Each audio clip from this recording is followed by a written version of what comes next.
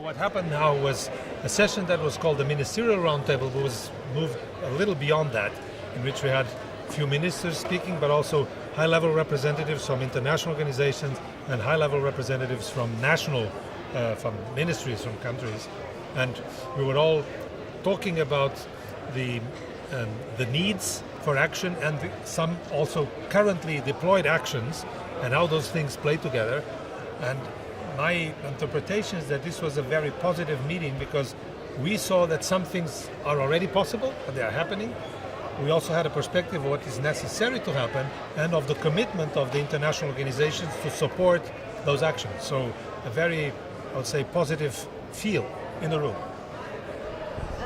You were talking about transport specifically? Yeah, only about transport. It was around the transport sector. Can you tell us if there is an adaptation with the climate change, if there is like an action plan that has been discussed to adapt? Well, the notion of adaptation was clearly mentioned in a few interventions, and the big challenges it represents, particularly for African countries, but not only.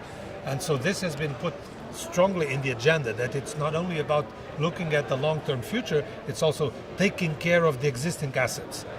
It is not possible to make a common plan because the situation of the challenges of adaptation will be very different, for instance, in Morocco and in Mozambique, to stay only within Africa. So it was much more the conscience that is happening and the huge cost that comes if you don't do it. So it's really preserving the existing assets has to be first order of priority, not only to keep things functioning, but also to avoid huge costs. And if those costs happen, then you will not have the money for the mitigation. So it's really just common sense, but it's good to say it. What's happening next, do you think? There's still a lot of, how should I say, coalition building to develop. It's beginning now. Before Paris, transport was not even part of the COP. So this is just baby steps. And we're moving in the right direction. There's a lot of work that is being done already. Some entities are doing it in their actions. The multilateral banks are changing the way they perceive the transport investments as needing to be more attentive to what is happening with sustainable transport in general and with the climate change issues in particular.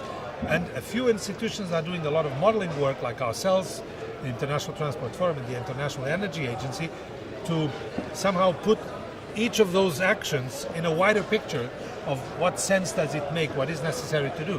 So there's work to be done in many fronts, but it is very encouraging to see that now, almost from the first times, transport sector is looking at itself with a common concern. So this is something that is very positive, very encouraging. Let's do it. Definitely. Let's keep it common. Good. Thank you very much.